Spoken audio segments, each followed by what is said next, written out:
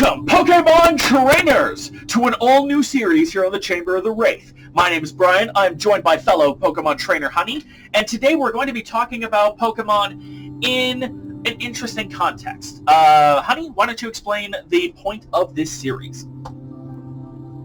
So, as I horribly crack an egg, the point of the series is that the two of us love Pokemon, and we're also mildly annoyed at how a lot of Pokemon just sort of suck. And so we want to talk about how we would look at these various Pokemon and improve upon them, make them work in a better, more modern Pokemon competitive environment.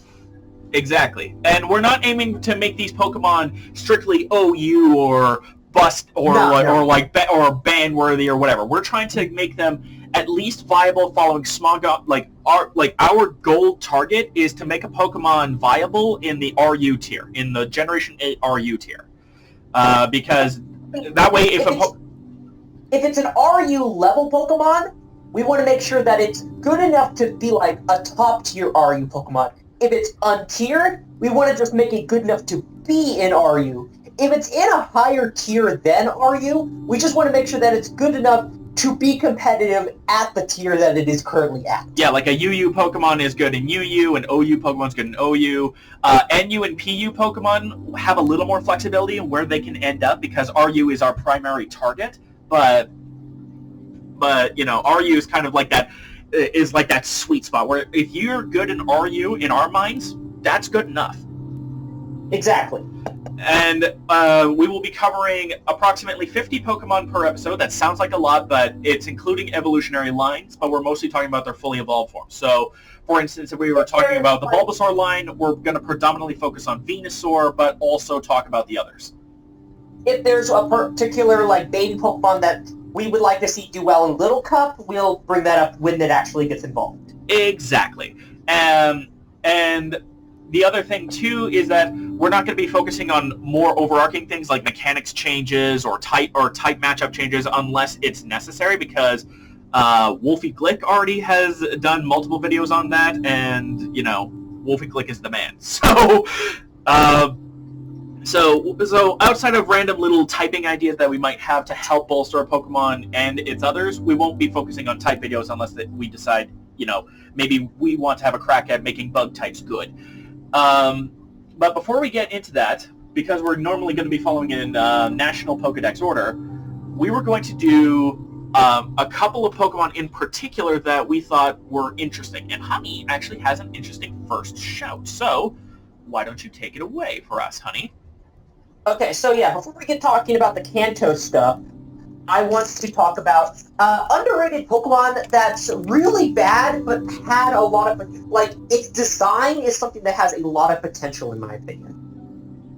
And that Pokemon is Sunflora. Now, Sunflora itself is a very bad Pokemon. It's just, it doesn't have the stats, it doesn't have the moves, it doesn't have the utility, but it does have abilities that are worth having, and a gimmick that is worth playing around. Indeed. And that's as a sun sweeper. A sweeper that is really good when played in a sunny day team.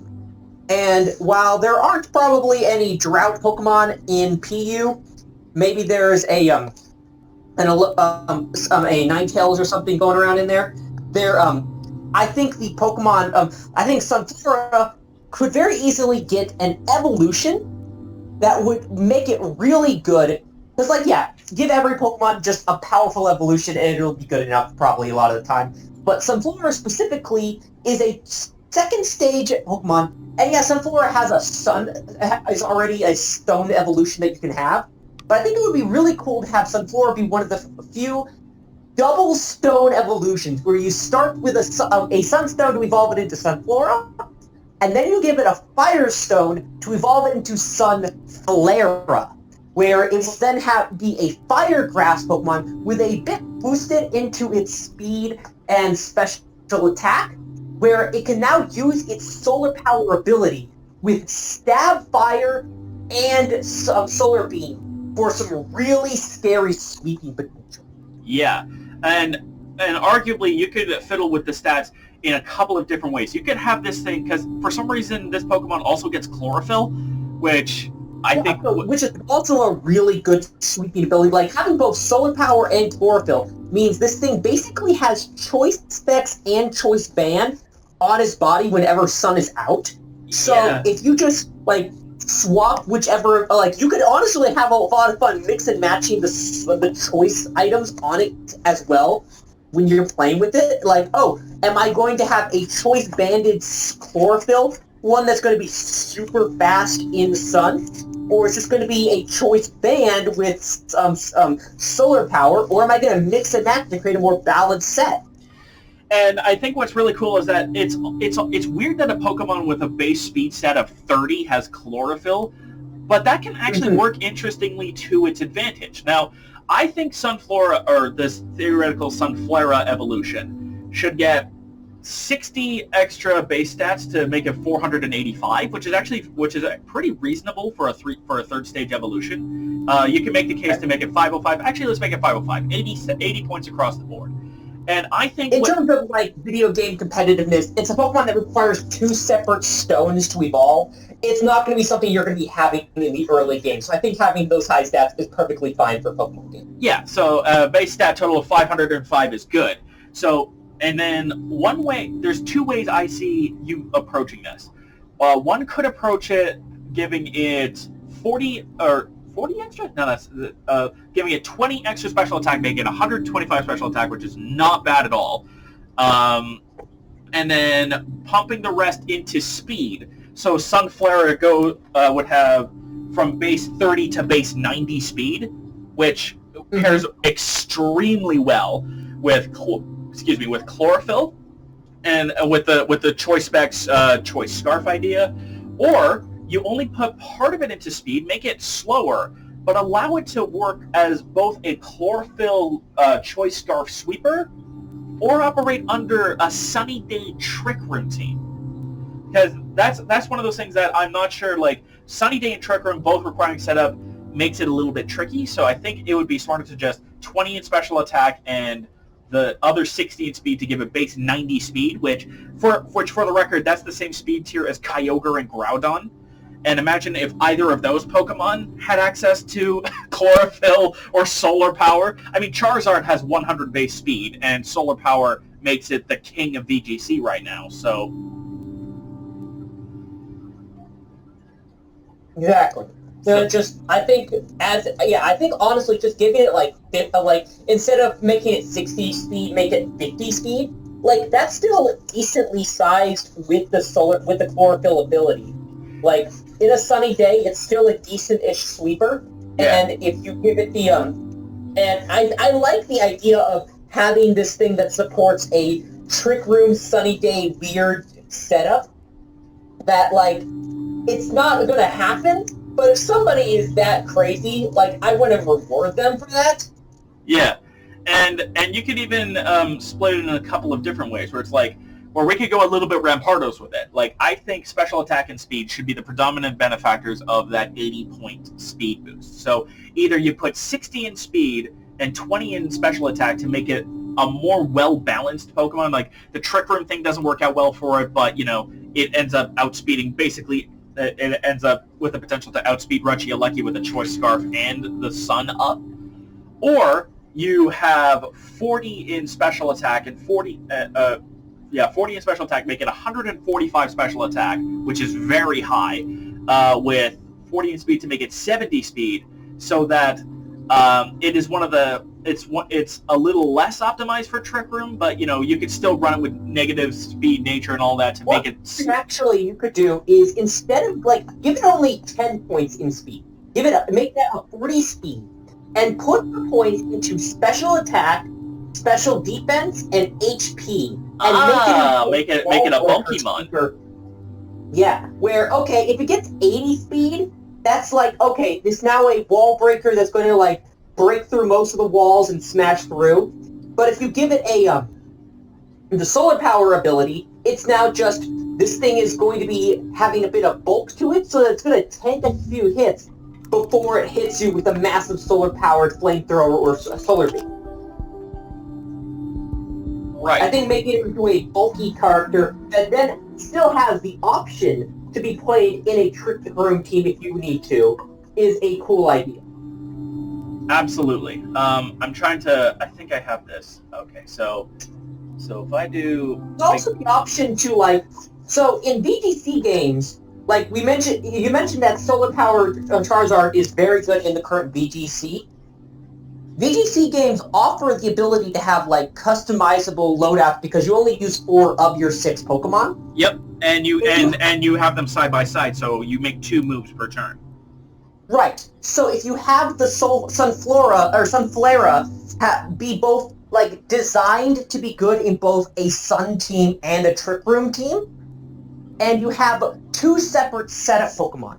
One designed to be a Sun setter, and one designed to be a Trick Room setter, and then you just look at your opponent's team. Is this a team that I want speed for, or that I want Trick Room for, or do I want some Sunny Day for? Like, if I'm going against a team with, like, a lot of waters, and it's clearly going to be, like, a rain team, do I want to be fighting over weather with the solar power stuff, or do I want to just put out a Trick Room team? This allows her to have a bit of flexibility in that regard. Absolutely. And the typing of grass and fire, I just opened up the Pokemon type calculator here. Grass. I'm pretty sure like there's no actual Pokemon that has their own, like, the only ones that are like grass fire are like have them with like mode changes and stuff. Yeah, well, not even then. There is no form or mode of Pokemon yet that is both fire and grass type. So, but what's cool is that Pokemon PKMN.help defense allows you to take a look and see how your Pokemon would offer certain types in different ways, even in combinations that don't exist yet. Defensively, Fire and Grass has 3 weaknesses to Flying, Poison, and Rock. Takes half damage from Steel, Electric, and Fairy, and has a 4 times resistance to Grass, which is not bad. Plus, Grass is immune to powder moves like Spore and Rage Powder and all that, so that's a big help. And then offense... And Fire is immune to being burned, isn't it? Say that again? Fire is immune to being burned, isn't it? Yes, it is. And then when you take a look at what Fire and Grass produces offensively for Stab, it hits 44% of all potential Pokemon forms and type combinations, because it's super effective against ground, rock, bug, steel, water, grass, and ice. This is the Stab combination. And it only is and that type combination of Stab is only resisted by Fire and Dragon. Everything else is hit neutrally by this Stab combination. So offensively... I could easily see you just slapping, like, some sort of dragon move onto this if you wanted to. Or theoretically, or if you really wanted to be super duper cheeky because of the idea of solar flares or whatever, give it a halfway decent electric type move to hit flying types with as well. If you wanted to be kind of cheeky about that. Mm-hmm. But yeah. Based off of that offensive versus defensive covering, I lean kind of heavily towards 90 speed and 125 special attack, but the bulky approach to Sunflora is definitely nothing to sneeze at, because Sunflora itself has 75 base HP and 85 special defense. That's not bad bulk for a second stage Pokemon. It just doesn't have the greatest defense. And there's no physical version of an Assault Vest. But theoretically, if you wanted to kind of crank up the bulk, you could do that too. A Sunflora evolution is very flexible, which is a very flexible thing you can play with, which makes it a very interesting idea. So get on it, Game Freak. Just don't fuck it over like you did Flygon.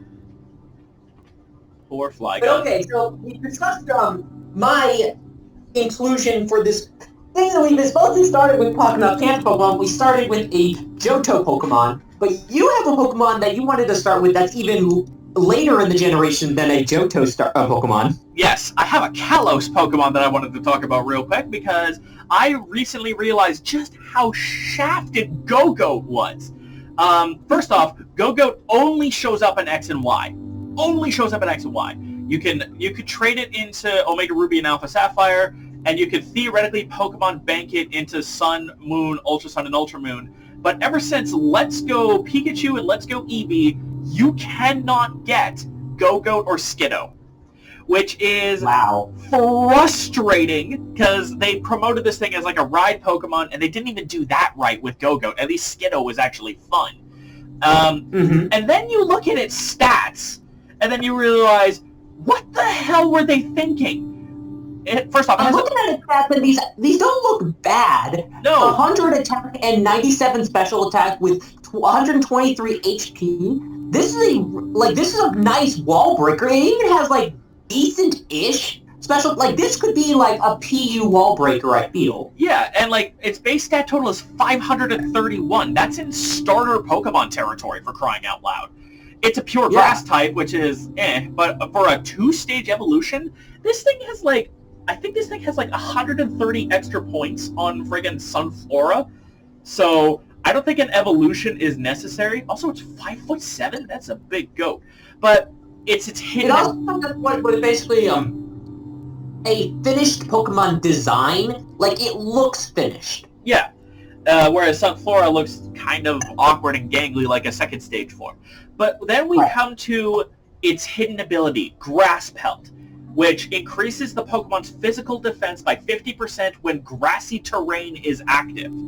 Yeah, a terrain beneficial Pokemon in Generation 6, when terrain started becoming a thing, that has not seen any love and was basically unobtainable in either of the 2 generations where terrain was extremely prevalent, with the Tapus in Gen 7 and the max moves and whatnot in Generation 8. Go-Goat has never had a chance to actually take full advantage of its, frankly, impressively capable ability. Like, yeah, its physical defense is 62, but here is I mean, 52 is decent-ish at like a secondary stat line. That's like, it's not a wall, but it has the physical bulk. It has 81 special defense, 123 HP. This thing has insane bulk for a wall breaker or anti-offensive. Like, this is a decent-ish wall breaker type Pokemon.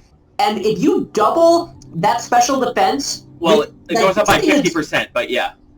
This thing is absorbing every ice move, every fire move. Like, a grass type doesn't really need really good defense, because almost every a super effective move using against it is special. Even like a flying attack move, like if they're doing air cutter or something, that's a special attack move. Like there aren't really like big physical attack flying type moves that are really used very often. Yeah.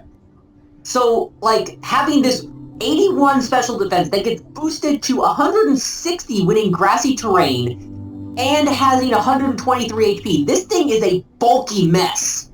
Oh yeah, and here's a depressing piece of trivia for you. Go-Goat has the highest base HP stat of all grass types. I mean, that's really good HP. Yeah, like base 123 is nothing to sneeze at for a start. And think about, and if we're talking about making this thing a bulky attacker, well, its hidden ability works really well with a held item that I think this thing could do really well with, because you're using it in a grassy terrain setting. Assault Vest. Because with grassy terrain, it gives all grounded Pokemon leftovers as well. So that's already fantastic for a relatively bulky Pokemon like Go-Goat to take full advantage of. But then you also throw on an Assault Vest, which, for those who don't know, an Assault Vest boosts your special defense stat by 50%, not your base special defense, your actual special defense stat by 50%, but you can only use attacking moves. Okay, I mean, we're already getting recovery from grassy terrain. We have a 50% defense boost via grassy terrain thanks to Grassy Pelt. Assault Vest is boosting special defense by 50%, and the thing has a base HP stat of 123. Like, it also has a signature move for Horn Leech, which has base power 75, which is pretty decent. That's also a Drain move. It has a grass version of the Drain Punch as its signature move. Well, is it its signature move? I thought Saucebuck also got it. I thought it said so on the, oh no, it's the signature move of Saucebuck back in the day. Yeah, and then Go-Goat got it, and so does Trevenant, Xerneas, and fucking Tapu Bulu. But yeah, if Xerneas or Tapu Bulu are anything to go by, Horn Leech is nothing to sneeze at. Having that as a move, and like if you want to go into like it's like, okay, so it has Horn Leech. It also has Leaf Blade, which is a really solid high crit chance grass move. 90 base power too. That's nothing you sneeze at. It also knows Bulldoze. It knows Bulldoze, and it has Aerial Ace as coverage on its main body. It even has Milk Drink as just straight up recovery move, and Synthesis. Why does it have Synthesis and Milk Drink? Reasons. I guess. And if you don't want to go the Assault Vest route, it knows Bulk Up too. It can set up. Indeed, it can.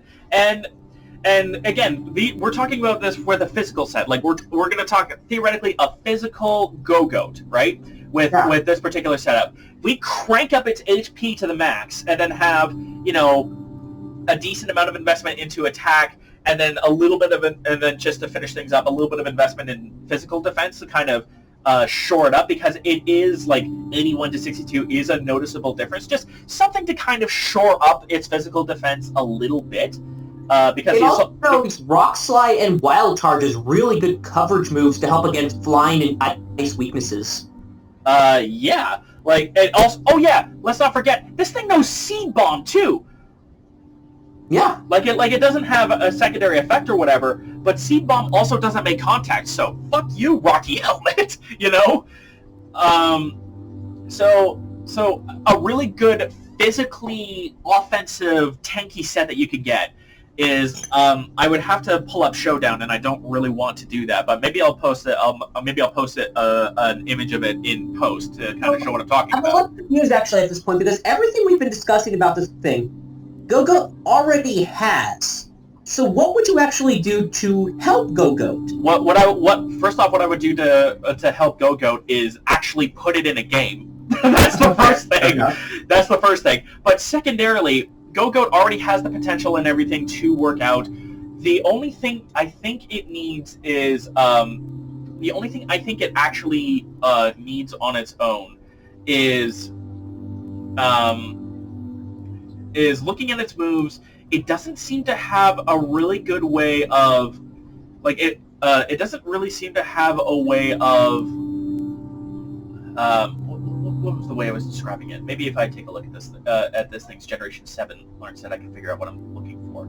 Because I know it has grass, rock, and ground coverage, right? So, grass... It has grass, ground, it has flying moves, ground moves, grass, and ground. It knows Earthquake as a egg move. Yeah, or it also just straight up learns Earthquake in Generation 6. Yeah, it straight up learns, in terms of TM moves, it learns Earthquake and Bulldoze, Wild Charge, Surf even.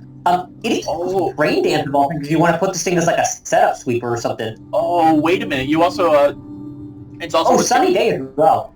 Oh, that also, where the hell is Ground? Sorry. There it is. So, let's suppose that you give this thing a loadout of Aerial Ace, Horn Leech, Aerial Ace for flying coverage, Horn Leech for a strong stab that also heals, because remember, it can't use any of the healing moves if it has an Assault Vest on it, Earthquake for damage, and or Bulldoze as a damaging option that also lowers opposing Pokemon's speed and could potentially activate a weakness policy. Yeah, no, if you use, if you're on VGC with, an Earthquake move, well, Bulldoze doesn't hit allies, does it? I thought Earthquake only hits allies. No, Bulldoze also hits allies, but Bulldoze is considerably weaker, and it has the side effect of a guaranteed speed drop on every Pokemon it hits. Gotcha, okay, but yeah, so, Bulldoze for, if you have this alongside a Colossal weakness policy, just straight up Bulldoze, lower the opponent's speed, boost up your Colossal, and having Horn Leech plus all of its already insane bulk, this thing would be unkillable for the most part. Oh yeah, and that's something I really like. I kind of lean towards kind of the bulkier Pokemon, but again, Aerial Ace, theoretically if we're going full offensive, Aerial Ace, Earthquake, Leaf Blade, and you said it got Rock Slide too? Yeah, it learns Rock Slide already, yeah. So yeah, again, so pretty much just your only thing you would do to make Go-Go good is just put it in the next game. Literally, like looking at this coverage, just having those 4 moves as your offensive coverage in Sword and Shield, it hits 75% of all Pokemon for super effective damage in one form or another. Like, what? Like the only types it doesn't hit for at least 2 times damage is normal, ghost, psychic, dragon, dark, and fairy. Everything else gets mollywopped by this thing. So yeah, that's the main thing I would do, is I would actually include Go-Goat, because that's a big thing. Including certain Pokemon can be a big help. And the other thing... It can just straight up learn Grassy Terrain as a breeding move. Really? Yeah. That doesn't look to be a thing in Generation 6. Maybe it's a thing in Generation 7? Yes, it does. Yeah. In Ultra Sun and Ultra Moon only, via Snivy and C-Dot, of all things. But yeah, like... I mean, it doesn't need Grassy Terrain because Rillaboom already exists, but like... And Tapu Bulu in a format if Tapu Bulu's ever allowed, but yeah. So my main thing is, include the fucking thing. And if there was anything I would ever, like, actually add to this thing, it's a fairly general... it's actually generally kind of a boost thing, where Horn Leech gets just a touch stronger. Like, it goes from 75 to 80 base power, but that's more of a general thing. And yeah, just make sure that this thing can get access to Grass Pelt, and then I genuinely think you could see Go-Go do some serious work in such a terrain-heavy environment as Generation 7 and 8 were. Mm-hmm. But sorry, go ahead. I was gonna say, but now we've gotten through all of that. Yeah. Let's look at the and I think we're going to be a little quicker on this because the next one on our list is Venusaur, as well as the previous Bulbasaur and Ivysaurs. Venusaur is already a UU chloroform sweeper boss in the game. It's like, it doesn't need that much, really. Chloroform sweeper? I know you meant chlorophyll. I just thought it was funny, that little misspeak. Like, none of the Kanto starters, I think, need anything. Like, they already have a Gigantamax form. They already have some pretty solid abilities. The only thing I would do is for Blastoise. For some... I think Blastoise is the only one that's NU. Yeah, and Blastoise is the only one that I think really needs anything. The first thing I do is I would see if I could maybe sneak Mega Launcher as a proper ability, and not just a Mega exclusive ability. Because, I mean, Mega Launcher as a concept is really cool, but it would also need more pulse moves in order to take advantage of it. Like Water Pulse with the boost from Mega Launcher would be pretty strong. It also gets Terrain Pulse, which would be really strong for it if it actually got Mega Pulse as an ability. I'll see if I can... It also, I don't know if this would be good, but Mega Launcher does enhance Heal Pulse as a move, and I don't know if, like, does it already learn Heal Pulse? Hold on a second, let me double check. Okay, so yeah, it does get Terrain Pulse via the expansion pass, but it does not get Heal Pulse, no. No. So that would be something to give it. Just give it Heal Pulse and give it just as a hidden ability, give it the ability to get back to Mega Launcher. Well, it already has Rain Dish as a hidden ability, but I would do some ability shuffling. Oh. I'd do some ability shuffling, make Rain Dish a more easily available ability, and make Mega Launcher its hidden ability. Yeah. But hidden abilities are weird with starter Pokemon because they're only allowed to have the one ability that's their main ability. Yeah, it's a little bit strange. But having a Pokemon with 2 hidden abilities is something new they could try and mess around with. But what's really cool is that if you really want to talk about coverage and terrain things, Terrain Pulse would be a really cool ability to give it. Because Terrain Pulse on its own is 50 base power and a normal type move, it's weaker than Water Pulse. But in terrain, under any type of terrain, it's like Weather Ball, where it doubles in power, and then things like Stab and Mega Launcher would activate on it. And its types match the terrain, so it becomes Electric type in electric terrain, Grass type in grassy terrain, and so on. So grassy terrain, so Terrain Pulse would actually make for some really good coverage. The only issue I see is I don't think water types are especially good in terrain teams. Like, we've got electric terrain, fairy terrain, grassy terrain. None of those really benefit from water types specifically. Not strictly. I mean, Blastoise certainly would not mind getting having extra recovery from grassy terrain, and that's fair. And was it fairy typed? Was fairy terrain? What does Misty Terrain do? Have the power of dragon type moves. Prevents Pokemon from being affected by non-viable status conditions like sleep and all of that. Okay, so Misty Terrain can help it by preventing it from getting burned if you're for some reason running a physical Blastoise, which I don't think you are, but hey, not getting poisoned is a big help too. And then if you're worried about a bulky Pokemon having a bulky Pokemon's biggest weakness is status afflictions wearing it down over time. Being immune to poison and burn and stuff is not a bad thing to have on a bulky Pokemon. Yeah.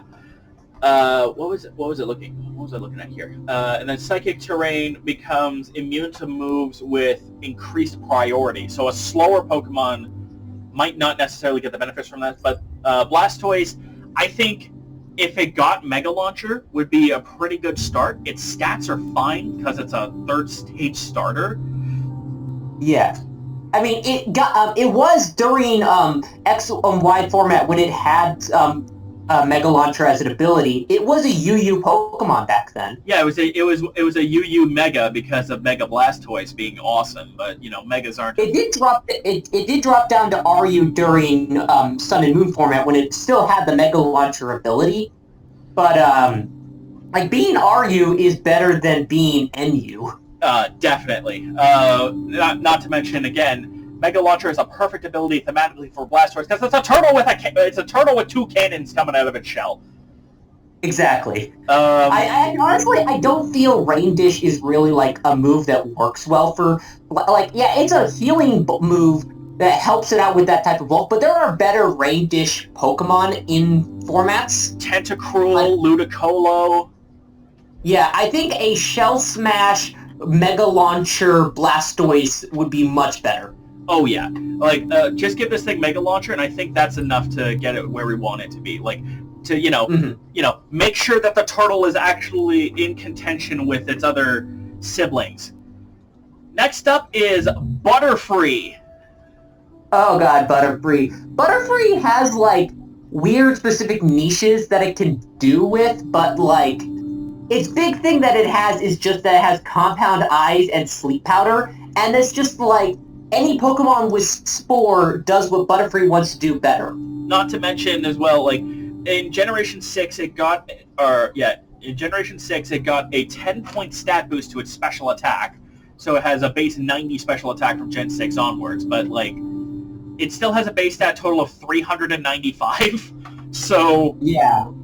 They gave Butterfree a cool Gigantamax form that was nice, but, did the Gigantamax form do anything? I don't think so. It saw use very early on in VGC because everybody was trying new stuff. But, if we take a look at, what the heck does G-Max Butterfree even do as, its signature G-Max move? G-Max Befuddle, which... G-Max Befuddle inflicts damage on the target and causes poison, paralysis, or sleep to all opponents, depending on what it hits. So yeah, it's a random status affliction move that comes off of things like Bug Bite and Pollen Puff. Of all of the moves that could potentially turn into G-Max Befuddle, Butterfree learned 6 of them, and they're 1, 2, 3, 4, 5, 6, 7, 8, 9, 10, 11, 12, 13, 14, 15. Of the 16 Bug-type moves that Pokemon can learn, excluding Mimic for some weird reason, it only knows 6 of them, and 2 of them require a transfer in Infestation and Struggle Bug. Oh yeah, and of those, 3 of them are special attacks. Or 4 of them are. Infestation, Pollen Puff, Struggle Bug, and Bug Buzz. So it does learn Hurricane, which is a nice stab wind move, but you would need it to be in rain to be anywhere near half decent accuracy. Yeah, and it's like, I'm looking at stats. Its stats are, like, they gave it a buff back in Gen 6. That was the last they gave it a buff. It's 395 base stats. None of its stats, like, the only stat it has at all that's kind of okay is a 90 in special attack.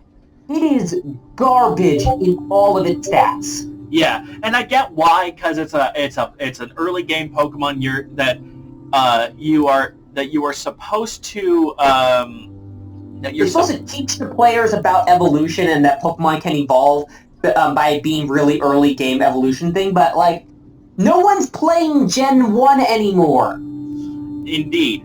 Like frankly what I would do is like I would I don't know, because Butterfree is actually quite a popular Gen 1 Pokemon, give it a signature item. Like when we get to Pikachu, I'll talk about how Light Ball made that thing viable for a while, but if you give this thing a signature item, maybe that will help it out. Next up, speaking of bugs, we have Beedrill. Beedrill, I love Beedrill, especially Mega Beedrill. Mega Beedrill was so awesome. Looking Pokemon, I love it. Did you ever watch the Gym Leader Battle Tournament series that was on YouTube for a bit? No. The only time I saw Mega Beedrill was in the Omega Ruby Alpha Sapphire promo. Okay, so there was a series that went around for a bit of a tournament that was being done of all of the gym leaders with their best possible moves set on all their Pokemon being put in a tournament together. Bugsy got a Mega Beedrill, and they ended up winning the entire tournament with their really well set up bug only Pokemon team. And Beedrill was the linchpin of it. Like, it was a house at the time. Yeah. Speaking on and like looking at Beedrill stats, I'm just realizing it has it's basically just physical Butterfree. Like its stats are in exactly the same place, just shuffled around a little bit. But like it's got 90 physical attack and 75 speed, and for some reason it has 80 special defense. Like, what? Why is your special defense so high? You were a bee or a wasp, whatever. And then Mega Beedrill, I think, is like it has the biggest stat drop of any Mega, but that's because the two stats that do get boosted get cranked up stupidly high. Like it loses 30 points in special attack. Yeah, 145 speed, 150 attack, and also it gains adaptability, which is one of the most. When I first saw this, when it was first revealed, I fucking loved that they gave it adaptability when combined with the art. Because adaptability, moves that match one of its types, the stab moves get a two times bonus instead of a 0.5 bonus. So it effectively doubles the boost that stab moves get. Its signature move is Twin Needle, a move where it stabs the person with both of its two giant needles. It now has 4 giant needles, so it's now doing 4 Twin Needles. Indeed. Although, you know what's really shocking to me? Like I'm looking at its learn set, and remember how you were talking about Twin Needle? Yeah. Twin Needle's not in Generation 8. Yeah, they got rid of it. And I think they absolutely should bring it back as a boosted move for specifically Beedrill. Yeah, because who else knows Twin Needle? Cloyster for some reason, and Escavalier for some reason. And then through breeding shenanigans, you can give it to Spinarak, Skorupi, Venipede, and Togedemaru. Okay.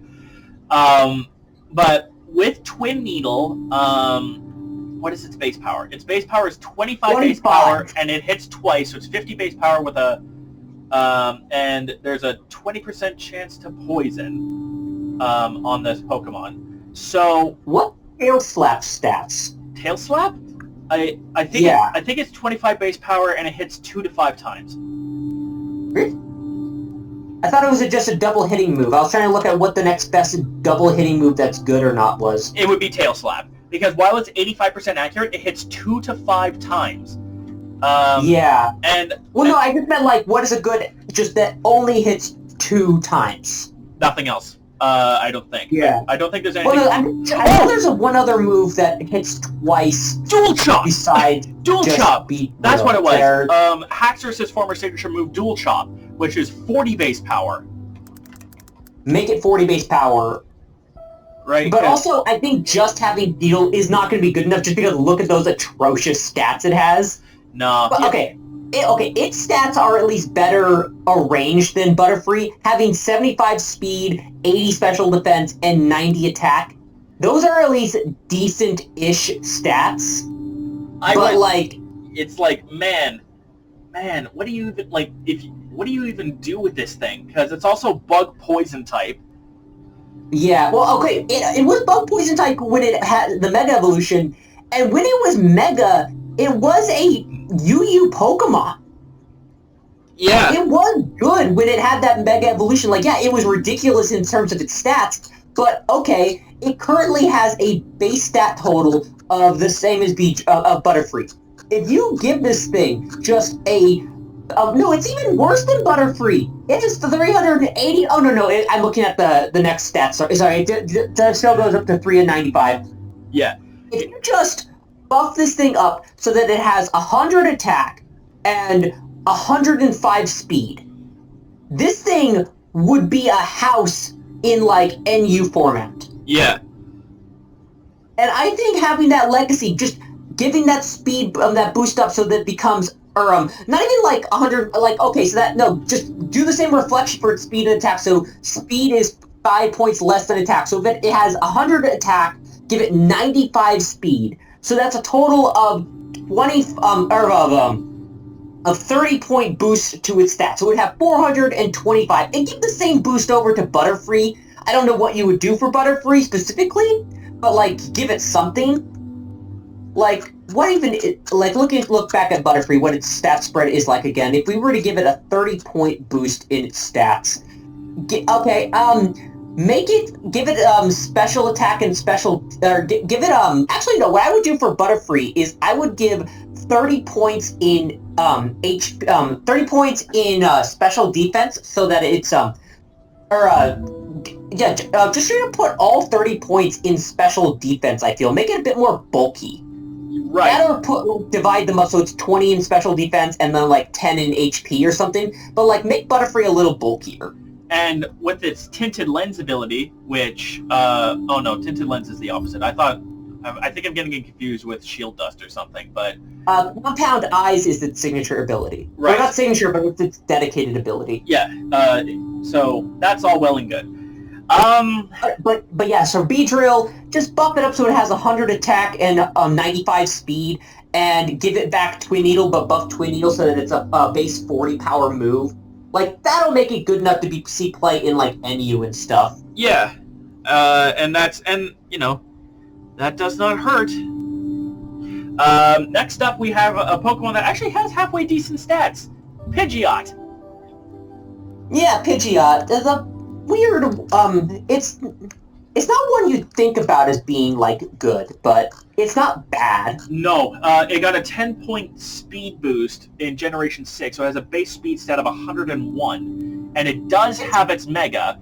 By the way, one thing I should keep in mind is that if a Pokemon has a Mega, and we can use it to bring it back, that would be a great way for us to do that. Like with Beedrill, we could even just give it its Mega, and then we would be A-okay. But Mega Pidgeot is something else, because not only does it have 135 special attack and 121 speed, this thing has no guard and knows Hurricane. Yeah, no guard Hurricane with that priority and like that speed and attack is ridiculous. Like, it's not even like its speed itself doesn't actually go up that high. It goes from 100 to 120. Like, if you were to just buff Pidgeot's special attack to like 100, give it a 30-point boost to its special attack. Like, I get like, okay, if you just slap 30 points onto any Pokemon, it's going to be suddenly very good. But like, it's like, okay, what is Pidgeot? Like, it's really hard to figure out what Pidgeot's thing is because Pidgeot isn't even legal in the current format. Well, Pidgeot is Pidgeot was last legal in Generation 7, I believe. But it was... Yeah, but there were Mega Pokemon in Generation 7. Yeah, there were Mega Pokemon in Generation 7. What? There were Megas in Gen 7. I know, I'm saying it's hard to figure out what baseline Pidgeot's, like, tier in... Oh, no, it does tell me what baseline Pidgeot's tier was back then. It was untiered. It was literally unplayable until it got the Mega Evolution. Yeah, so yeah, just give it 30 points to its special attack. It'll show up in PU or NU or something, and it'll be sweeping with Hurricane. It doesn't need the No Guard ability. Put it on, like, just give it, like... It doesn't even need, like, Hurricane straight up, just, like... I mean, it would be nice to give it, No Guard again, but, like... I guess, like, give it, Tangled Feet? Why the fuck does it have Tangled Feet? No one wants Tangled Feet. Because it's silly. Here's what I would do. Also, Big Pex is a terrible hidden ability for this thing. Here's what I would do. So, Keen Eye it's by default, then it's the ability that makes the most amount of sense. But Keen Eye... Oh! Yeah, so Keen Eye now ignores the target's evasion stages and prevents loss of accuracy. Okay. Yeah. But that buff was in Generation 6, but the trouble is that with Keen Eye, I feel like that isn't quite good enough, because... No, I would actually straight up make Keen Eye increase the I would have Keen Eye work kind of like Compound Eyes. Compound Eyes also increases your accuracy, doesn't it? Keen Eye basically ignores all accuracy checks, whereas Compound Eyes just raises its accuracy by a factor of 1.3. So yeah. So what's curious though is that Keen Eye doesn't do that, and I think it should. Like, I think Keen Eye should be like, as well as ignoring all accuracy checks and whatnot, just boost the accuracy of moves by a factor of 1.2, and then you're good. Yeah, no, absolutely. Make Keen Eye just a strictly better... Like, there are a lot of abilities that are, like, just strictly better versions of other abilities. Yeah. Make Keen Eye increase... Like, maybe make it 1.2 instead of 1.3, but it also prevents evasion from being raised. It ignores evasion and prevents accuracy from being lost, and gives a 1.2 bonus to accuracy instead of 1.3. Yeah. And then boost up its special attack to 100. Like, it'll do well in, like, PU or NU or something, and it'll be good. It won't have No Guard, and it won't be sweeping with 120 speed and 135 special attack, but, like, it'll be good in NU at that point, I think. It'll have something at the very least. Plus, I think its coverage moves are not bad if we go to its learn set. It must have been transferable to Generation 8 at some point, because what is a gap? Stab moves, it doesn't have... They get Heat Wave and U-Turn as pretty solid moves. It doesn't have good normal stab, which, I mean, normal doesn't hit anything for super effective, but it would certainly be helpful. And then what is... It's hard because there aren't, like, any good special normal moves. Like, I mean, Swellow has Boom Burst, but, like, are we gonna... You're not gonna get... You can't give Boom Burst to Pidgeot and Swellow. That would, like, take that away from Swellow. Yeah. And, I mean, like, its best normal move that it has is... that fits its special arrangement is frickin' Hyper Beam. Yeah, no, I think there needs to be just... This is going to be just for Pidgeot. There needs to be a good special normal move. Besides Boom Burst. Like, okay, I think the problem basically boils down to the only special thing normal has are the sound moves. Yeah. So it's hard to come up with a special move for normal that isn't Boom Burst. Or sound-based in any degree, like... Yeah. Like, it's weird. Next up we have Raticate. Mm-hmm. Raticate's had had at least one Alolan evolution, but it's... I don't know what to do with Raticate. It's hard because, again, Raticate is intended on being, an early game, on like being an early game Pokemon that you would catch, evolve early, and then move on with your time throughout the game. It serves that purpose. And we don't want to, like, remove necessarily the purpose. It's just give it a little bit extra, because some of the early game rodents have gotten fucking stupid. But also, both Raticate and Alone Raticate were both PU. Yeah, like, at least Cantonian Raticate has 81 physical attack and 97 speed, so you can make an argument for this thing. How does Rattata work in Little Cup? Do you know? I don't know. Let's look at Rattata. I can't imagine it did particularly well, but, you know, if Rattata had a niche in Little Cup, then I think that's good enough. Rattata's decent speed tier and high attack stat, along with hustle and several coverage options, may make it sound like a good breaker, which dismantles many teams on paper, but in practice, it's quite frail and getting easily revenge killed by priority moves such as Mach Punch and Sucker Punch. Its heavy reliance on hustle makes Rattata an unpopular breaker, as it depends on accuracy to land some important hits. I have something to fix for Rattata. What? And Raticate as well. Give the evolution line huge power. Huge power? Raticate in general actually looks like a Pokemon that would get huge power. Like, it is this super aggressive, bulky Pokemon. It's a giant rat. And, like, if Azumarill can get huge power, I think Raticate is more than willing to be allowed to get a huge power. And replace Runaway or Hustle. Actually, straight up, replace Hustle on both Raticates with huge power. Definitely. I could totally see that. I mean, one could also make an argument for Strongjaw, because rat, but... Oh, yeah, why does it not get Strongjaw? Its literal signature move for the longest time was Hyper Fang. And Super Fang, too. Yeah, Super Fang and Hyper Fang are just, like, the moves named after, like, signature to Raticate, even though they're not literally signature moves. Get rid of Guts and Hustle, and give it, the Fang one, and give it, huge power. Guts is actually not a terrible ability to have on Raticate. It's what gave it viability in the lower tiers and earlier gens, but, like, I don't blame you for being fair. But, like, Strongjaw is, like, either Strongjaw or huge power are both thematically appropriate. And... yeah, exactly. Yeah, so... here's an interesting thing. Runaway is basically a free, get the heck out of here. Just run away from any wild encounter. Okay. On that topic, I think Runaway should have the bonus that it ignores pursuit and other escape, and allows for you to ignore, like, anything that would prevent you from escaping. Exactly, like Arena Trap or Shadow Tag or anything like that. Runaway, being able to ignore that would actually make Raticate. That alone, I think, would make Raticate pretty potent and make Runaway a pretty good ability, because with Runaway being able to ignore trapping, like in Little Cup, you can run a hit and run style with Rattata by basically just ignoring Diglett. Yeah.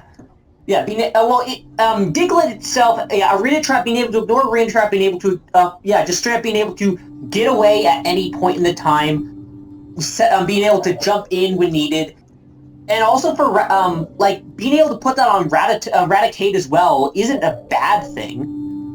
Though I think just straight up buffing Runaway so that it ignores Arena Trap and also ignores Pursuit, so that you can escape whenever needed, and then also replace Hustle with either Huge Jaw or Superpower. Either one of them would be perfectly fine. Yeah. I would go with... Okay, so what actual... does Raticate learn the bite... the Fang move? Thunder Fang, Ice Fang, Fire Fang. It doesn't. Wait, what? No. That can't be right. This thing... Or does it only learn Hyper Fang and Super Fang? It only learns Hyper Fang and Super Fang. It has the biggest fangs ever, and it doesn't learn Thunder Fang, Fire Fang, or Ice Fang.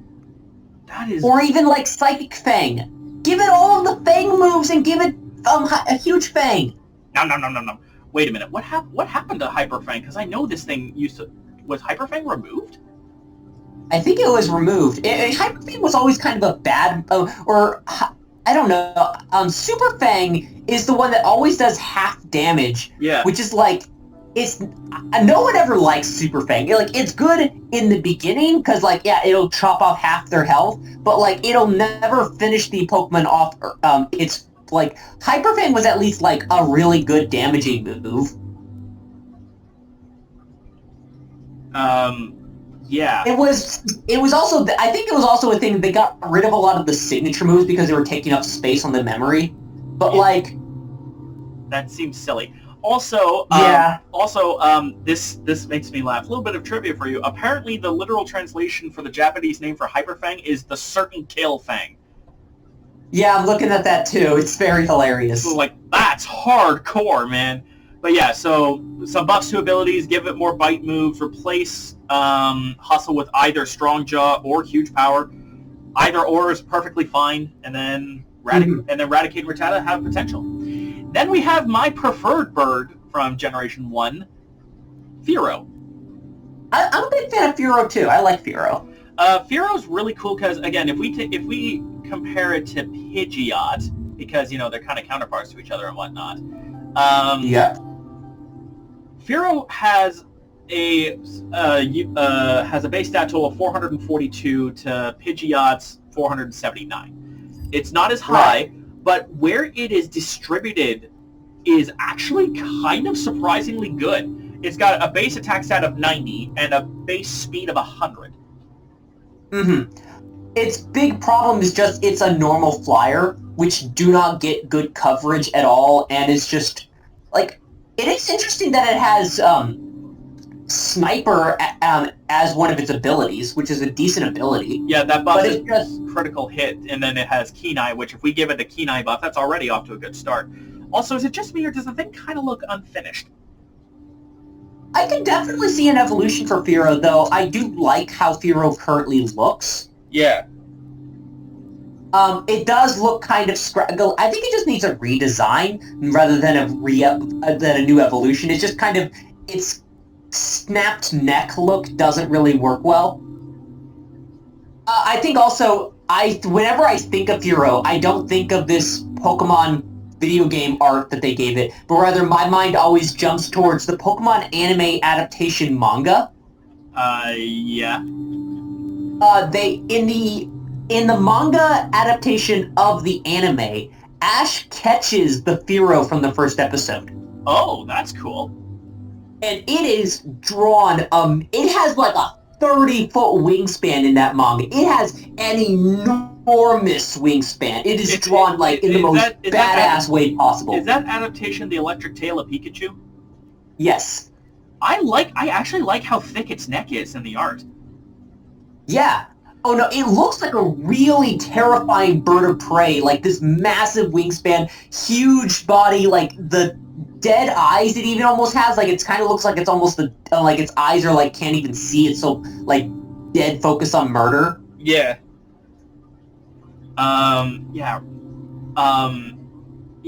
What this thing really needs is a third stage evolution. I think that's all it really needs. Double down on its physical attack and speed, and then I think it's fine. The thing gets friggin' Drill Run, by the way, as a coverage move.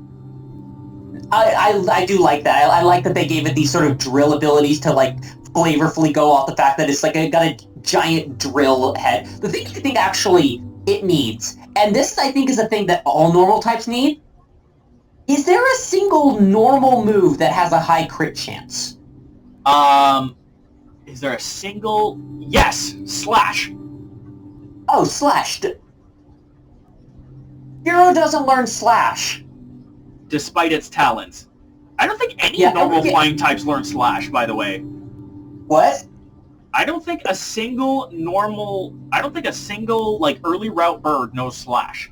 Staraptor doesn't know it. I don't think Unpheasant knows it. I don't think any of those early game birds know Slash.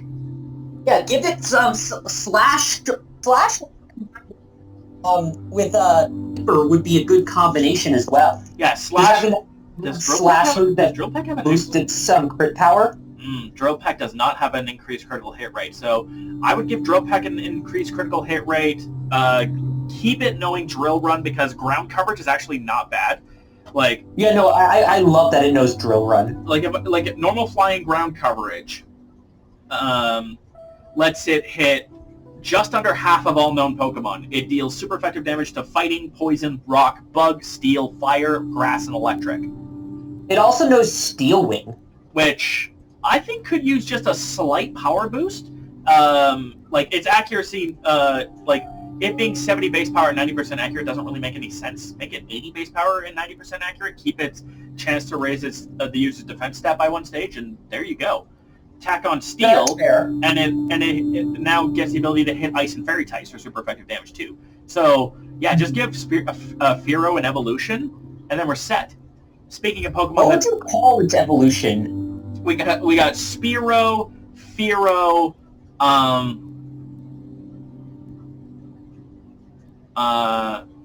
Spear, Fear. Nothing really sounds well. Like Lero sounds dumb. Tiro, no.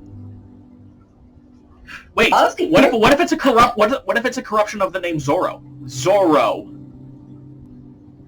Oh, I love it. Its long beak is so long now, it's like a fencing beak. Yes, exactly. Okay, no, this would make for a great regional evolution variant for Phiro for the new Spain game. Maybe that's exactly what'll happen. Who knows? Zorro. Yeah, that would be, and then maybe replace its normal typing for fighting, flying. Oh yeah, absolutely. Either fighting or dark. But I think we don't really have having Phiro become fighting, flying.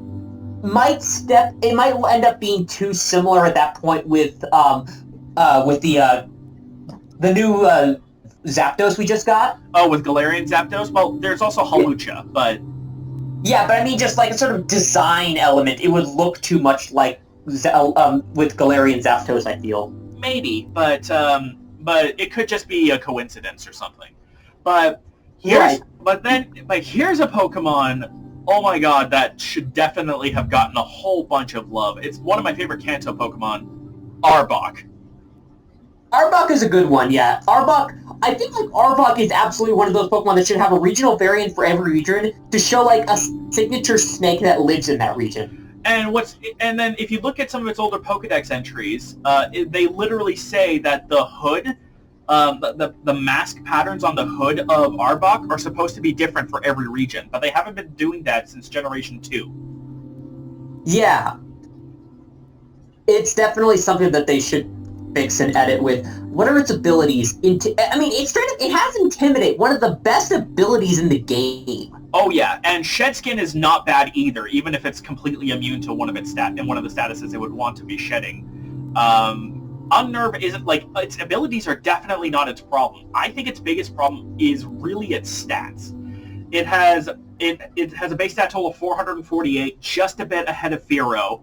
95 physical attack, 80 speed, 79 special defense. It's in a really weird spot. It definitely could use some love. Yeah, it needs a this is a Pokemon I would give for the new Spain region, I would give it a Rattlesnake regional variant. Yeah. That's like, reduce its collar down to like the barest minimum, and then like puff up, like give it a rattly tail, and move its stats around so that because it's no longer has this big bulky neck thing, reduce its bulk, and like make it more of a speedy attacker. Yeah. So that it's like high speed and attack, but with but keep its base attack total. So if you like reduce its defense and special defense by 20 each, and give it like 115 attack and 100 speed. Yeah. Whoa. What? Hold up. Also, it absolutely needs, if it's like, okay, this is a niche that could be really nice. Give it an escape move. Like, give it the dark one, Parting shot? Shot? One that reduced... Parting Shot, yeah. Give it Parting Shot So imagine an Intimidator that also knows Parting Shot. Incineroar! Oh, Incineroar already does? Yeah. I mean, it wouldn't be bad to give it on Arbok as well. I mean, that combination made Incineroar go from bad to literally one of the most used Pokemon in VGC, period, so... Yeah, and it's like, okay, that's a Fire Dark type Pokemon, and this is a Mono Poison type Pokemon. Yep. So, like, it's different enough in that situation, and then, like, okay, it has all of the Fang moves, so it has decent coverage there. Give it maybe even the Psychic Fang move? Yeah. Or, I don't know what else, like, I don't know if just messing with its stats and giving it a new art would, like, really make it, like, different as a regional variant. There might need to be another stat, like, type addition, like, maybe, I don't think it should be Dark Poison, just because we've had way too many Dark Poison types at this moment, I think. Yeah, like, it was cool on a Alolan Muck, and while Arbok could definitely fit that typing... Yeah. Like, I think, here's a really it would depend on what the regional thing, like, okay, we already have a ground snake with that new, one that looks like a muzzleloader musket or whatever. Yeah, Sandaconda. Yeah, we already have Sandaconda, so I don't think a ground snake would be really useful. Here is an idea. If it's a rattlesnake, make it normal poison and give it all of the sound moves. Not a bad shout. Here's a really bonkers thing that I learned that really should have been implemented in Arbok's thing as a signature move. Listen to this. In Pokemon Adventures, the pattern on an Arbok's belly may give an Arbok special abilities. With the help of Agatha's Smoke, Agatha's Arbok had the ability to switch between several different patterns. A standard pattern, a speed boosting pattern, an attack boosting pattern, and an invulnerability pattern that repels poisons. Koga's Arbok instead has only one pattern, which is a regenerative pattern that allows it to regenerate any part of its body as long as the head remains intact. This, keeping in mind, is the manga where we see a Charmeleon decapitate an Arbok. Yeah. So, bearing that in mind... Does no regenerate? Does it know any recovery moves? I don't think so, actually. It only knows Swallow. Yeah, which requires it to use Stockpile. The Stockpile Swallow Spit-Up triage is terrible. But yeah. But how's this for a signature move, tentatively called Pattern Shift, which allows the user to change the form of Arbok. It's like a form of transform where you would choose what form to go for in any given situation. And I would make it a random switch just so that it's not just you literally have every like setup combination you could just want, but like use the move and it'll randomly swap to like a different color palette for the Pokemon, giving it speed tier boost, or like it would be a nice gimmick ability. Exactly, or as like a signature move for Arbok. I think that I'm not sure if that would be enough to make it any good, but hey, it would. No, it wouldn't be good, but it would be fun. Yeah, exactly, and that would give it would be something for Arbok, because Arbok literally hasn't had anything except for a 10-point stat boost since Gen 1. So yeah, at least anything out of the ordinary. Now we come to the mascots. Well, the mascot and its evolution. Yeah, mascot Pikachu. Okay, no, fuck Pikachu. Pikachu keeps getting everything. Raichu needs something. Well, first off, thankfully Raichu had its Alola form, which was actually pretty good. But if we take a look at Pikachu for a second, this thing is the only Pokemon capable of using the Light Ball item, which I'm not sure if you know what Light Ball does. Yeah, Light Ball just doubles its special attack or something. It doubles both its physical and its special attack as of Generation 4. What is the point of that? I guess Pikachu knows what physical attack like Pikachu can know Iron Tail, I guess, and it used to be able to know Skull Bash, if that's any consideration. It used to know what? It used to be able to know Skull Bash, I think, back in Generation 1. Fair enough. And then you could. And Pikachu did have the signature move for a short bit that was Volt Tackle. Yep, there was Volt Tackle as well. it also knew Spark. It also knows Mega Kick and Mega Punch, which is hilarious to me. It also knows Thunder Punch. Huh. So yeah, that is weird that there is like a lot for a physical base. Honestly, its physical attack is better than its special attack. Which is bizarre, but again, looking back at Raichu, let Light Ball be usable on Raichu. I mean, look at... Why is it not? Because for some reason it was programmed only to work on Pikachu. It doesn't even work on Pichu. Even though Pichu, you would get Light Ball in Generation 3 from an event Pichu that had Light Ball. Why does No, actually, the only way to really get... the only way most people could get Light Ball was using Thief on Red's Pikachu. Yeah, which is comical. But looking back at Raichu for a second, it has a base stat total now of 485 because it got a 10-point speed boost and now has a base speed of 110. And it has equal special attack and physical attack. Give this thing Light Ball and it will be terrifying because it doesn't... It isn't like a choice item where it boosts a particular stat by 50%. No, it doubles those stats! Yeah, it doubles and it doesn't provide any loss. Having 110 speed, 180 on both attacking stats, that is a scary sweeper. And it has pretty decent coverage moves. Yeah, and you could even throw it on the Lowland Raichu if you want a special attacker that has Psychic Stab. But it knows Thunder Punch, it knows Thunderbolt naturally. It also knows Thunder, Discharge. It knows Grass Knot and Focus Blast. By the way, can we buff Focus Blast's accuracy, please? It's called Focus Blast. Why is it 70% accurate? Because it has 120 base power and also lowers the opponent's special defense. What are the odds of its special defense drop, though? If it's 30%, maybe. But if it's 10%, make it 85% accurate, for all I care. I agree. I think it should be 85% accurate as well. It's being 70% accurate. It's like... It's a moon. Well, I also get kind of why, because Focus Blast is one of the biggest coverage fighting moves that a lot of non-fighting type Pokemon get. Yeah. And so it doesn't make sense that a lot of non-fighting Pokemon should get the best fighting move.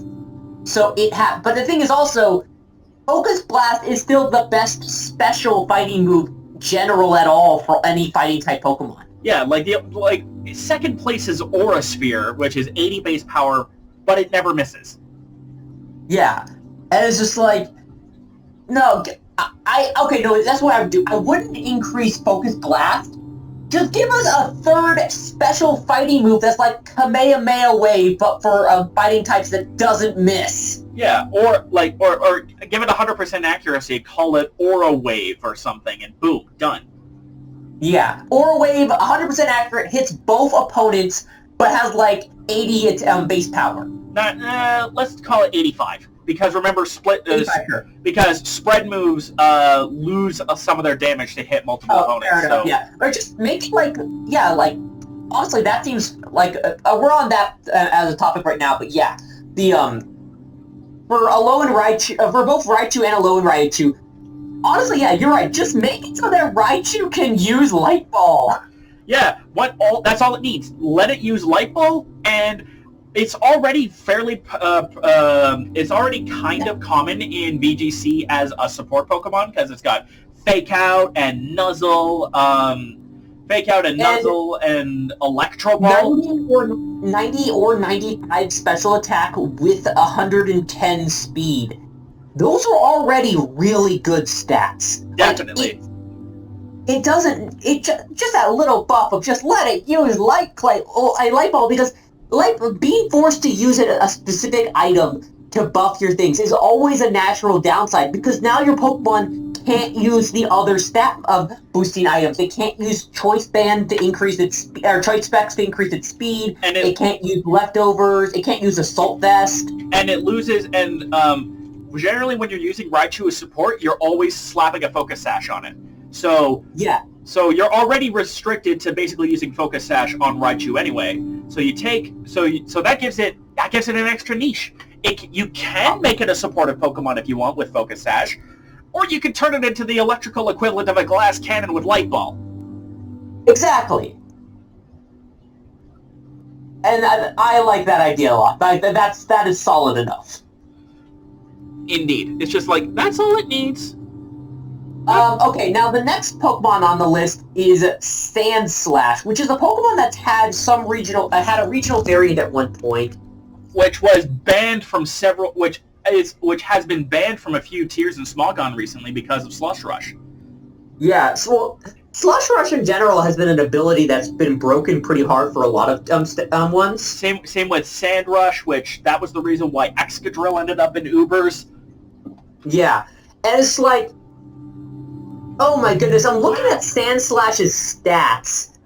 This is a oh my god. Okay, I think the reason Sandslash just kind of doesn't see a lot of play is just because Sand itself isn't really a good strategy. Because, oh my god, 100 attack with 130 speed under Sand is, like, I can see why Alolan Slash was so scary for the longest time. Because it was also Ice Steel, which that's a crazy type combination in and of itself. Yeah, like normal, like Alolan Sandslash doesn't need any help considering it's straight up getting banned from everything. But normal Sandslash, I think the only way to really buff Sandslash is just, I don't know, give them some good give them a PU Sand Setter at the moment. Just give us another Sand, like, I don't know, because the thing is, wherever you get Sand Team, you're going to have the issue of what is the other Pokemon that are going to be breaking it. Exactly, but in this case, that's exactly what it needs. It needs a friend that can set up Sand relatively easily. Yeah. In the lower tiers, because in the higher tiers, it's literally just Tyranitar. So, actually, hold on a minute. Is Sandstream Tyranitar's signature ability? No, there is also Hippowdon and Hippopotas. And Gigalith also has it. Yeah, and Hippowdon, or Hippopotas, or whatever. Big Hippo or Little Hippo? The baby one, yeah, Little Hippo.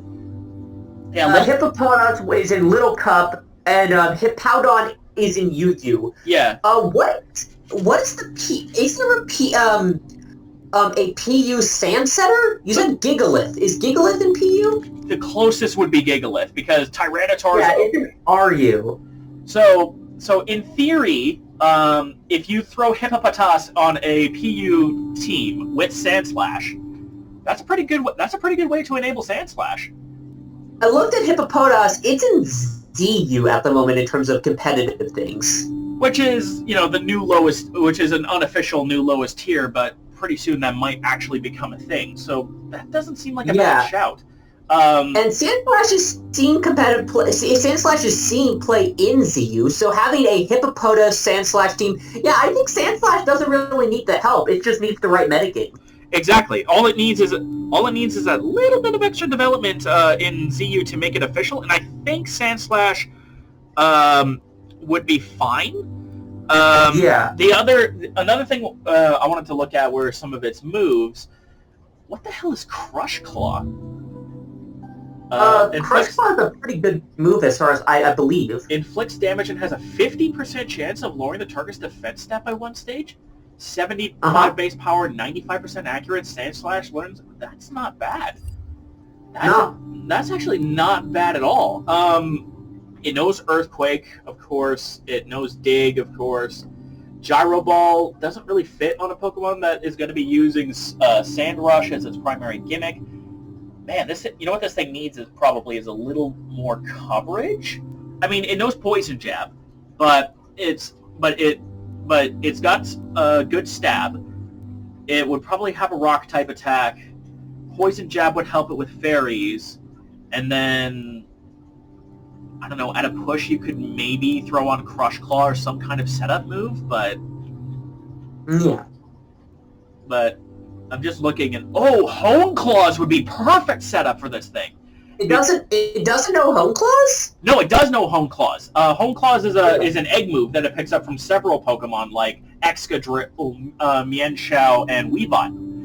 Home Claws is a move used by Excadrill and stuff as a setup move and stuff. Yeah, because it buffs its attack by one stage, and more critically, it buffs its accuracy by one stage. Remember, Crush Claw has 95% accuracy, so it does have that chance to miss. But if you, after one Home Claws, this thing having 100 physical attack and buffing the accuracy of Crush Claw, which is a 50% chance of dropping physical defense by one stage as well. This puppy's got potential for sure. And if hazards are ever a problem, it can just throw on Rapid Spin, which gives it a one stage speed boost every time it uses it now, and it's 50 base power. No, absolutely. Sandslash as it is already good. It just needs the right metagame. Yeah, all it needs is the right home, and then it's set. Yeah. Nidoqueen and Nidoking. I guess let's look at Nidoqueen first. Well, the tricky thing is that because if we look at their stats, if we give, if we were to give Nidoqueen, let's say, a Mega, Nidoking would also have to get it because, Yeah. This was a species differential by sex because they never did that. What's always befuddled me, personally, is that for some weird reason, Nidoking has a physical attack stat of 102, but 90% of the Nidokings you see in competitive are special attackers because of sheer force. Huh. So, and I mean, if you look at Nidoking's special coverage, it's stupid. Like, this thing knows Flamethrower, Hex, Blizzard, Ice Beam, Thunder, Shadow Ball, Dragon Pulse, Focus Blast, Earth Power, and I've seen the calcs done. Nidoking legitimately does slightly more damage with its special attacking sets, thanks to Life Orb not doing recoil if if a move has a secondary effect under sheer force, that secondary effect is removed. But so is Life Orb's recoil only on a move that has a secondary effect. So Earth Power would, a Nidoking using Earth Power would not suffer Life Orb recoil, but get the 30% damage boost. But if it used Earthquake, it would get that recoil effect, which is bizarre. I love those little interactions and stuff like that. Yeah, it's weird. Nidoking, I think, is actually fine. I think we should focus on Nidoqueen then, because its stats are a little bit too well-rounded. I think, actually, Nidoking and Nidoqueen, this is a type of Pokemon that would love a regional variant. Yes. Okay, they're Nidoking and Nidoqueen. Of what kingdom? Right? You could easily have a bunch of different Nidoking, Nidoqueen regional variants for different regions with have historical family members. Imagine in Kalos, a Nidoking and Queen based off of King Louis and Queen Antoinette. There you go. And then you could even change their typings because they're Poison Ground in Kanto. Yeah. Which Poison Ground has a... Where did that go? Psychic, Fairy... I'm looking for Poison. There it is. It's got 4 2x weaknesses, 4 2x resistances, a 4 times resistance, and an immunity. If we keep the ground type, and let's say, hypothetically, for Kalos, for one reason or another, they become grass type. I would keep the poison as their base thing, because... because Toxic Needles. Toxic Needles, yeah, they're covered in the spikes. Their Poison Point is one of their signature abilities that they have. And they're just... The Nidos are pretty much defined to being poison types, even if they're also secondary is also ground. So defensively, I think you could approach it in a couple of different ways. My 2 favorites right now are a poison fighting Nidoking Nidoqueen combination or a poison rock Nidoking Nidoqueen combination. Poison rock sounds cool. I don't think it's actually... no, wait, Nihilego has it, but that's an Ultra Beast. Yeah. Having a Poison Rock Nidoking Nidoqueen regional variant for, I don't know, whatever regional royalty from the next, like, the Spanish king and queen, or some other, like, this is something you could easily do for any region, to just make a Nidoking and Nidoqueen regional variant that fit the royalty of that region. Yeah, and I mean, defensively, it's Poison Rock is going to suck for these Pokemon, because it gets a 4 times weakness to ground, and a 2 times weakness to Steel, Water, and Psychic. But it does resist normal, Flying, Bug, Fire, and Fairy, resisting Fairy being a big deal, and it takes a quarter damage from Poison, so... Yeah, and like, okay, and have regional variant Nidoking having its 102 stat be pushed over to special attack instead, still keeping the sheer force ability. What are some rock-type moves with secondary effects that it could get? Head Smash would be something. Well, the thing is, I'm not 100% sure if it's just Life Orb recoil. Let's see.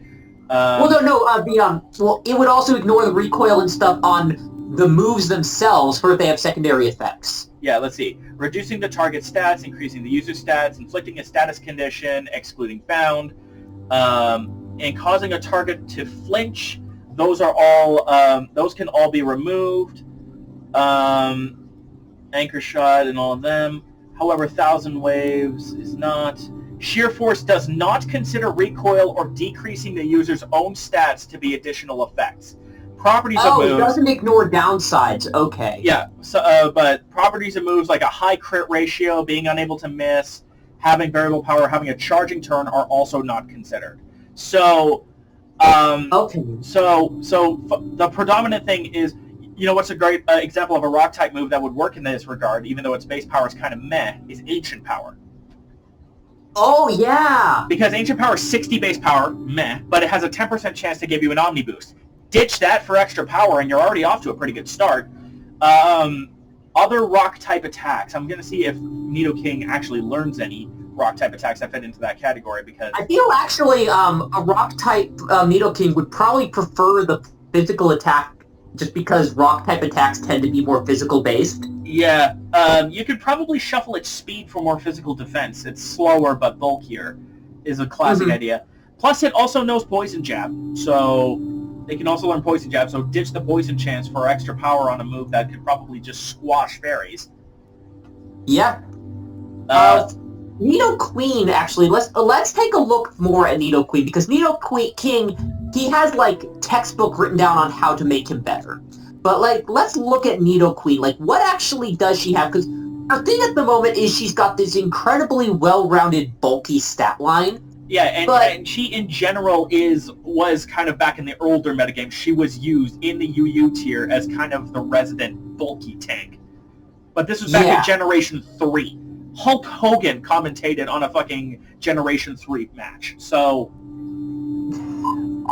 I'm not even joking. And also, for some reason, it got its boost in physical attack, so it has 92 physical attack, when it could have probably benefited better from extra health or something. But... I'm looking at its Smogon review for Sun and Moon. It's apparently still a decent wall breaker stealth rock setter. Ooh. Yeah. And it has sheer force, so throw up some stealth rocks and then squash some bad guys in your way. It's basically a bulky version of Nidoking that's got, like, it still takes advantage of the sheer force life orb combination, but on a bulky wall breaker set versus the hyper aggressive sweeper thing that Nidoking goes for. Right. You know what I think this thing might need? Just looking at its moves, I think all it really needs is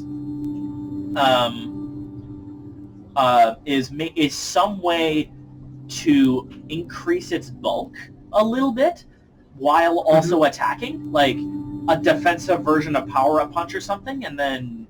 Actually, no, this is what I would do. I would remove 2 points from all of its other stats and give it a 10-point boost to speed.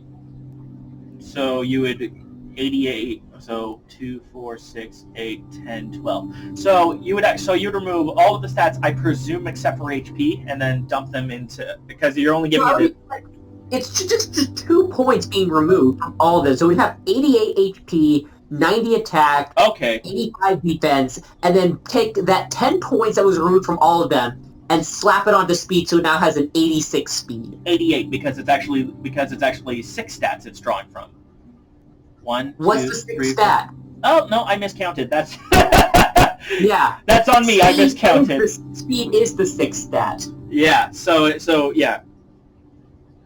So remove 2 points from all of them, buff its speed up. Maybe remove 4 from like special attack since it's or one other stat, just like remove an additional 4 to like, or maybe remove another 2 points from both of its defenses. So it's like a little more fragile. So it's got like 83 defense and 81 special defense, but now it has 90 speed. Yeah. So it hits a fairly respectable speed tier. It's still kind of chunky, but she's a little bit faster now. So,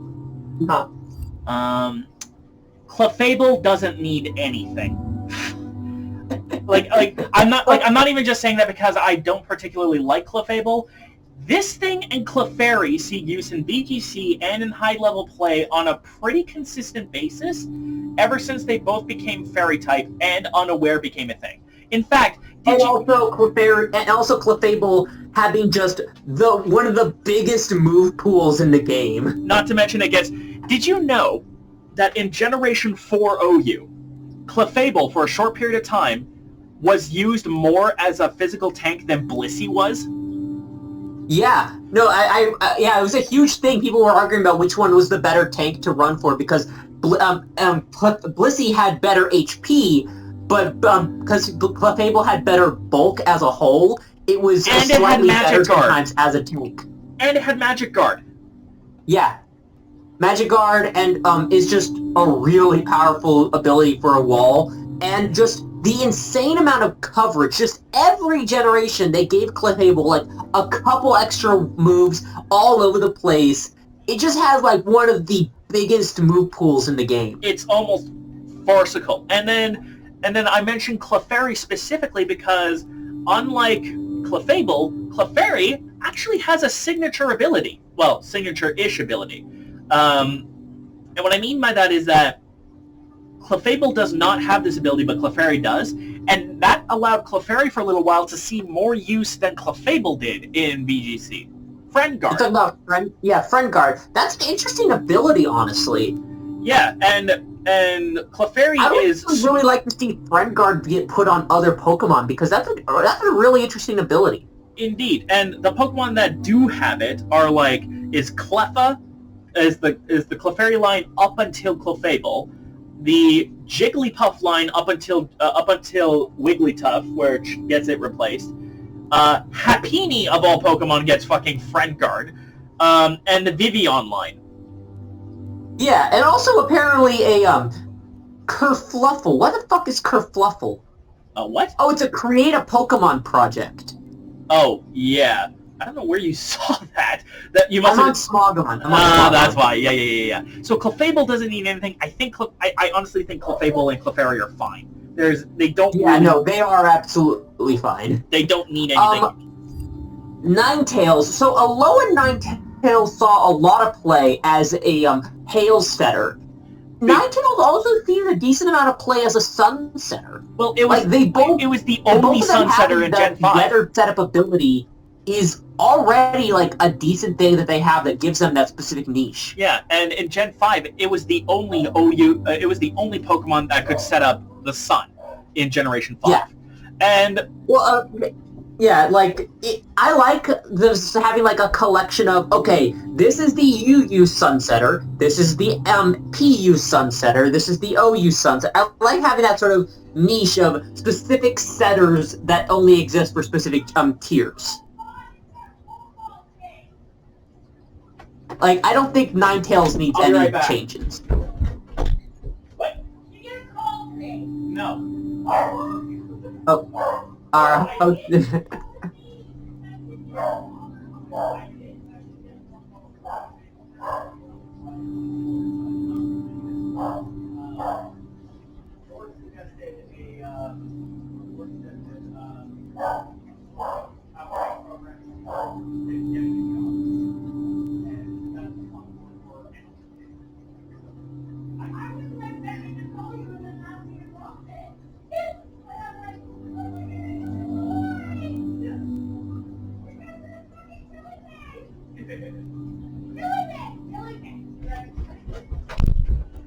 don't we just love ranty moms? Any hoodle. Sorry, what?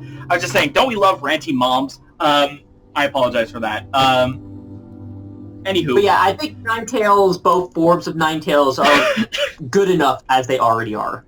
Yeah, I think Alolan Ninetales getting because Wolfie was talking about some of the buffs that he would give the ice type to make it better, like making ice resist water, for instance.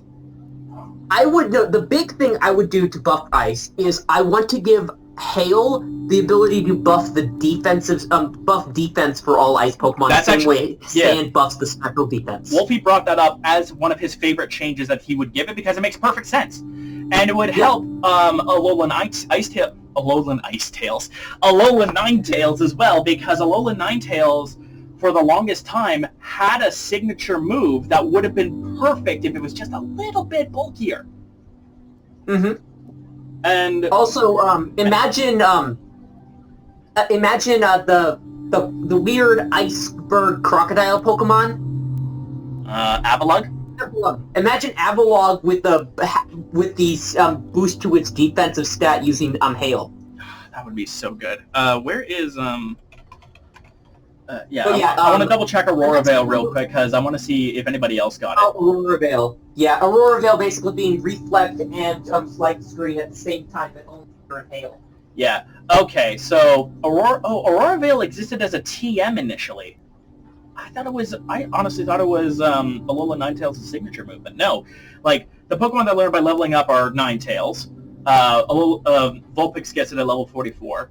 Abomasnow gets it, Frostlass gets it, Frostmoth gets it, Ice-Q gets it, and Arctofish gets it for some reason. And then by TM... It should be learned by the Ice Rock fossil Pokemon, shouldn't it? Ice Rock fossil Pokemon. Aurorus? Yeah. Well, Pokemon literally named after the Aurora Borealis should probably know Aurora Veil, shouldn't it? Well, Amara gets it by breeding, so that counts. Okay, but it just feels like that Pokemon alone should be getting Aurora Veil as a learned move. Yeah. Just a second, I'm going to be away from the speaker for like 2 seconds. Yep, no worries. And just for those who are keeping up, wanting to know the stats, Alolan Ninetales and normal Ninetales have a base stat total of 505. So stat-wise, I think they're okay. When they get back, we gotta talk about fucking Wigglytuff. I'm back. Welcome back. We're on our next Pokemon, Wigglytuff. Okay. Wigglytuff. Wigglytuff's PU. It's always been basically playing second fiddle to Clefable. Yeah. And especially now that they're both normal. Now that they're both fairy types. Wigglytuff being unique, being normal fairy, but like, it also has a very large move pool, and it has a ridiculously high HP stat. What is its HP stat? 140. Holy Jesus! Yeah. Okay, but I'm looking at its Smogon thing. It has a very large move pool, includes Stealth Rock, a gigantic HP, and unique typing, but it constantly finds itself outclassed by other defensive normal and fairy types, thanks to their better stats overall. This relegates it to being an offensive Stealth Rock user that can pressure defog users with decent neutral coverage. However, Wigglytuff's middling defenses, mediocre firepower, and horrendous speed make using it difficult. It has to compete against other offensive Stealth Rocks such as Aggron and Auroras for better... Okay, so basically it just needs a stat boost. Right. It already got one, but it's in the wrong spot. They gave it 10 extra special attack. Yeah, no, it needs a bulk boost. It needs like... Yeah, it only has 425 base stat total. That's pretty low for, especially for a stone evolution. I would definitely just give it like maybe 10 points to both defenses and speed maybe, or maybe it doesn't even need speed, maybe just give it 10 points to both, maybe 20 points to both defenses. Well, here's something to consider. Why the hell does it have base 70 physical attack? It's a balloon! cut that cut that by 40 points and slap 20 in both defenses, and then you're good to go. Maybe. Because, like... I don't think 35 attack is... I mean, because the thing is also, remember, Wigglytuff's signature move in the anime and for the longest time was double slap and wake up slap. It needs that physical attack. Right. Well, maybe instead we can, how for some reason it got a buff to special attack. Why not cut the special attack down and then put it in the defense boost instead? Yeah, I would have given that boost to attack myself, but like it's apparently a special. It's not even supposed to be an attacker. It's supposed to be a setup Pokemon. But it's like focused on using Hyper Voice, Dazzling Gleam, and Fire Blast and stuff. It's like. It's basically, it's a what the hell do you do with this Pokemon?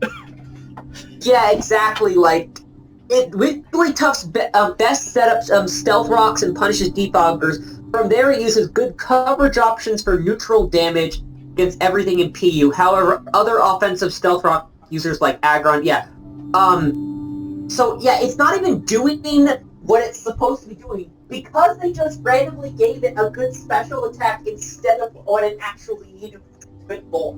And not even just that. Like, it didn't... You know why it didn't need a special attack boost? It gets competitive! Like, you don't... Yeah, this Pokemon's special attack is raised by 2 for each of its stats that is lowered by a foe. Including evasion! Good special attack. Yeah, so like you don't need it to be godlike special attack or even all that good. Competitive will pick up the slack for you in that niche. Yeah, it raises for 2 stats for every stat that is lowered by a foe specifically. Okay, so you can't just use lowering stat moves to increase its stats. But like, no, this thing just needs better defensive stats. It just needs better bulk. Like.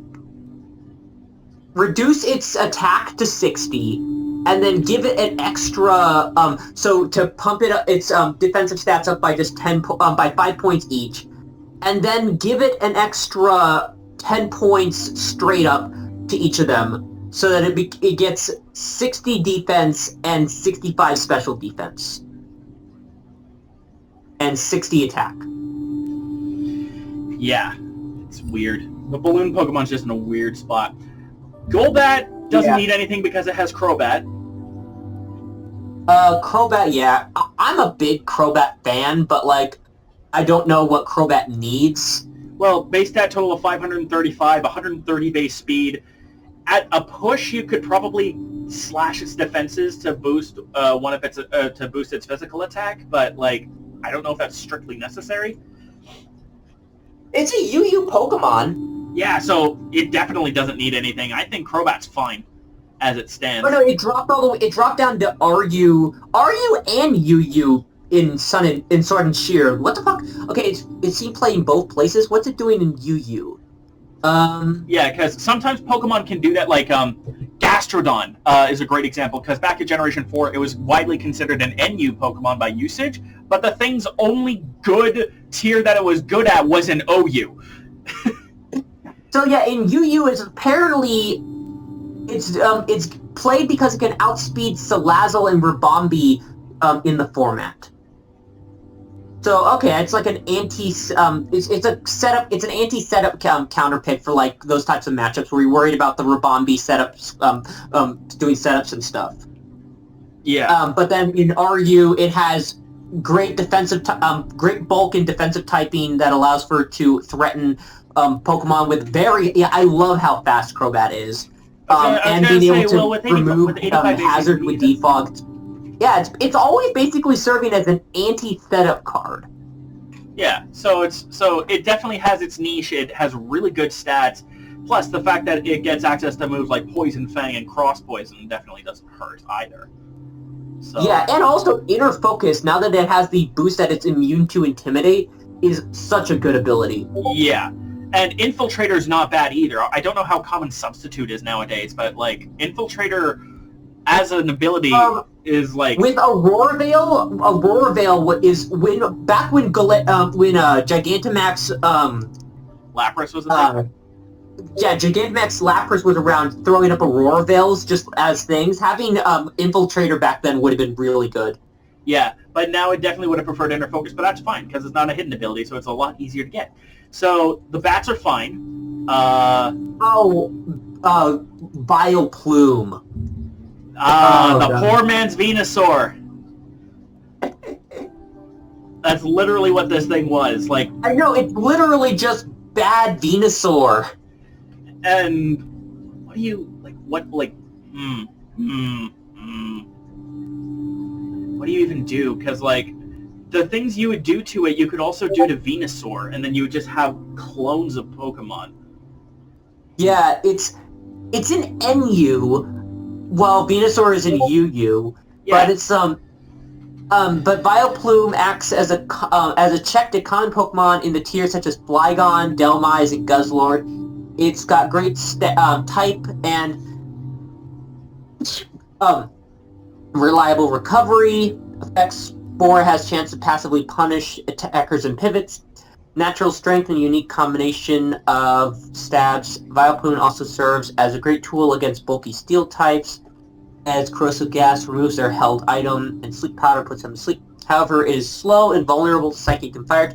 So it seems average and like a decent-ish NU Pokemon. Yeah, the only thing is, again, how do you make it different from Venusaur?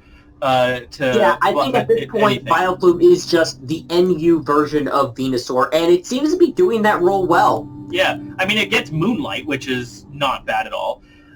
Maybe give it a couple more Fairy-type moves, and that's about it. I mean, it knows Dazzling Gleam and Moonblast, so... Yeah, I can see it learning a couple more Fairy-type moves. So maybe that could be the interesting thing to give for Vileplume to make it more niche compared to Venusaur. Just give it a bit more interesting coverage options. Yeah, like that. If that's all it needs, then that's all it needs. Parasect. I love Parasect for a concept, but oh my god, this thing is so bad. Except for Generation 4 Ubers, where it was a Kyogre hard counter for some reason. You know why it was? Because it had dry skin, so it would actively switch in on Kyogre, and with its pretty respectable physical attack of 95, it actually threatened Kyogre. But it's everything else about this Pokemon is just oh god, Grass and Bug is such a bad... And in Generation 1, it actually had 3-4 times weaknesses. Now it only has 2, but it's oh my god, this is Bug's apparently weak to Bug. Yeah, it's so bad, and I hate it so much. This thing needs an evolution. I'm just gonna say it. This thing needs an evolution. No, absolutely. We discussed this before. I love the idea of an evolved version of Parasect, where the mushroom on its back becomes so big that it completely envelops the first, the lower body of it entirely, and then you have 2 smaller Parases, extended out to represent the claws of the Parasect, where it is now, the fungus has grown so big that 1 Paras isn't enough now. It is now 3 Parases. So, because Generation 1 had a lot of these triple Pokemon, right? Like Dugtrio and Magneton. At least here it actually kind of makes sense for it to be a triple. Yeah. What would it... Okay, its stats are honestly pretty bad. I'm also looking at what its competitiveness in PU is. In modern Pokemon, yeah. So it does have good niche in that it has dry skin, and it has Spore. Spore is basically its big niche, where it has a guaranteed sleep effect. Yeah. It's absurdly slow, has lackluster bulk, and an awful defensive typing.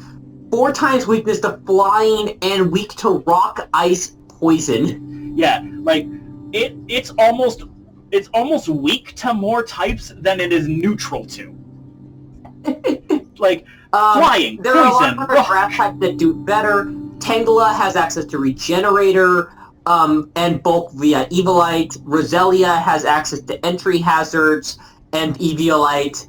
Ferroseed has a fair better... So basically, all of the grass types in PU that are better all have access to Eviolite. So, there we go. Just give it an evolution. And can we maybe... Give it an evolution. Also, with the evolution, I would go full in on the idea of it just being a tank. Because, like, I like the idea because, well, for one thing, there's no way you can increase its speed stat when the flavor of its evolution is that the fungus has grown so big, the base form is now literally enveloped in the fungus. Like, you can't increase its speed and do that as the art. Indeed not. What you could do, as an interesting... Well, you could theme it off of a tank, kind of like Artillery was before they kind of lessened that theming, because it's like a big land crawler thing. And I think... Yeah. You should ditch the bug type. Possibly. Well, I mean, absolutely. It's because, like, okay, the bug in Parasect is the actual Paras. So if you're so enveloped by the fungus at this point that you're literally not being able to, you can't be seen anymore. Yeah, you're no longer bug type anymore. No, you're grass at this point. Yeah, like if I do bug and grass and then grass and then bug and then I can just do none. Yeah, you lose two 4 times weaknesses, and they just become 2 times weaknesses. I think you straight up lose a weakness. Yeah, you lose a weakness to rock, and then you take half damage from ground, water, grass, and electric. And then that would also mean Parasect gets access to to Eviolite, and then I've seen Pokemon get upwards of 100 base stat of, like an extreme example is Vigoroth to Slacking, where it got, like, a stupid stat boost. But I think a 100... That's also, Slacking has the downside of its ability. Of Truant, right. But in this case, I think it's totally reasonable to give this thing a 120-point stat boost to make it 525, 50 in physical defense, 50 in special defense, 20 in HP. Boom. Tank. Yeah, no, fair. What I think I would do for ability-wise is I would give it the secondary ability of a physical version of Assault Vest. Oh, so it can only use attacks, but it gets a 50% boost to its physical defense. Yeah. What would that replace? Its hidden ability, Damp? Yes. Like, why does this thing have Damp? What good is preventing... I don't get how you can be both dry skin and damp.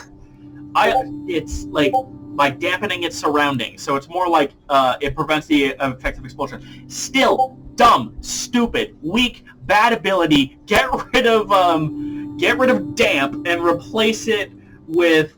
literally replace it with... that physical assault vest that you had in mind. And then you can throw an actual assault vest on it, and boom. 50% boosted defenses across the board, make the thing an unstoppable mushroom tank. I'm in. Yeah. Penultimately, Venomoth. Yeah, I think we have one more after Venomoth, but yeah. Yeah, that's why I said penultimately. Penultimate is second last. Yeah. I thought you said Venultimately, but yeah, no, Venomoth is just... What the fuck are we gonna do with Venomoth? Well, first off, we can at least say that it got the better end of the stick compared to Butterfree. Because if we look at Butterfree's stats, it has 395 in its stats. Venomoth has a base stat total of 450. Yeah, it's pretty good. And in terms of, like, there's at least an idea going on here with its stats being high speed and special attack. What are its things? Okay, it's a UU Pokemon. Really? Yeah, in Sun and Moon format, it was UU. For what? Shield Dust or Tinted Lens? Albeit uncommon, Venomoth is among UU's most potent sweepers, thanks to its access to Quiver Dance, Sleep Powder, and the amazing ability Tinted Lens, which severely limits its checks. The advent of Z-Moves allows Venomoth to further bolster... So it was a Z-Move sweeper, basically. Because of Quiver Dance, and then... Yeah, Tinted Lens, for those who don't know, and I have it up here, it doubles the damage done by any moves that are considered not very effective. This effect is independent of whether type effectiveness is 1.5 times or less, or half times or less. So it turns half effective moves into neutral moves, and it turns a quarter effective moves into half effective moves. which is not bad considering that this thing has access to Bug Buzz, which is 90 base power and 100% accurate. It also has access to Psychic. It also gets the ability Shield Dust, which makes it unaffected by the secondary effects of other Pokemon's attacks. It's the opposite of Sheer Force. Which is not bad at all. So yeah, you give this thing, it's like Sleep Powder, Bug Buzz, Quiver Dance, and your choice of coverage, either in Psychic for extra coverage, or if you want to be cheeky, you can slap on Poison Fang, which has a 30% chance, or which has a 50% chance, to badly poison a target. Mm-hmm. So yeah, this thing is actually kind of cheeky. I would just if I were to give it anything, I would just maybe boost its speed by 10 points. Its big weakness is just that it has really bad bulk, so it's vulnerable to basically being revenge killed, which is, like, honestly, the fact that it's in UU is probably the problem, not its stats. It's like, why the fuck is Venomoth in UU? Put this thing in NU! That reminds me, what's its tiering in Sword and Shield right now? Is it even in Sword and Shield? It's not in Sword and Shield. That's weird, because it has a level up learn set for Generation Brilliant Diamond Shining Pearl. That's why. Ah, okay. Smogon doesn't have a Brilliant Diamond Pearl thing yet. Damn. Okay, so maybe it'll end up in NU there, or it might even stay in UU because of the fact that it's a limited Sinnoh-oriented thing. So maybe we'll see. Venomoth in its limited format will be just fine. Yeah, maybe. If anything, I would just give it the Butterfree treatment and give it 10 extra points in speed and call it a day. I would go with that, or even possibly give it, like, put that 10 extra points actually in, like, special defense, maybe, so it has special defense to match its speed, and or so it has 85 special defense to match its 90 special attack and and speed. Maybe. It's certainly something to think about. And now we come to our final Pokemon for this episode, Dugtrio. Dugtrio. I know a low-end Dugtrio was apparently pretty good. And normal Dugtrio was even better, because normal Dugtrio has a base speed of 120 and a physical, as of Generation 7, it has a physical attack of 100, but back in the earlier days it had a physical attack of 80. But this thing saw use in OU since Generation 3. Strictly... Oh my goodness, its Sword and Shield is Ubers. You want to know why that is? As it can lock and kill Eternatus, which is Poison type. Yep. Arena Trap is the reason why this thing is so good. It's always been good because of Arena Trap. And it's like... Honestly, at this point, I think if Dugtrio is still seeing play in Ubers, this, 8 generations later... It's fine. Yeah, I think its only straight up bad generation was Generation 2, and that was before I got Arena Trap. Looking at a low-end Dugtrio, though, this one's in PU, and it doesn't seem to be very good in PU compared to the other guy. So this leads to an interesting question. Also, it doesn't even get Arena Trap for the Alolan version. No, its signature ability is Tangling Hair. Which lowers the speed of Pokemon that have contact with it, which doesn't seem that great. Not on a Pokemon that already has a base speed stat of 110. Yeah. No, this is a glass cannon. You don't want your glass cannon to be, relying on them touching the opponent. Exactly. And I'm looking, and this leads to an interesting scenario where the regional form is god-awful compared to the non-regional form. So we're actually jumping ahead to Alola and asking, what the hell do we do about Alolan Dugtrio? Oh my goodness. Apparently, 100 attack is mediocre in PU because it can't beat Tangela. Well, it's also a ground steel type. I don't think it's going to be doing too well against Tangela anyways, but that's just because Tangela is stupid bulky. Steel, ground, takes 4. It has 4 weaknesses in fighting, ground, fire, and water. It does have sand. Okay, it does have sand force with 110 speed and 100 attack. So this thing has crazy damage in sand. Maybe there just isn't a good sand setup in PU at the moment? No, because remember, Hippopotas is in ZU, and everybody else is in a higher tier. Yeah, that's fair. This is the same with Sand Slash. They just need a PU, or they just need a PU Sand Setter, and it would probably be fine. Yeah, it's interesting because like clearly its stats are good, its abilities are like Sandveil and Sandforce are good. Tangling Hair is meh, right? Like if you manage to, if you switch in on a Pokemon using Fury Swipes for some reason, that would be really good. But like, meh. But yeah, if you switch in on like Meowth or something, right?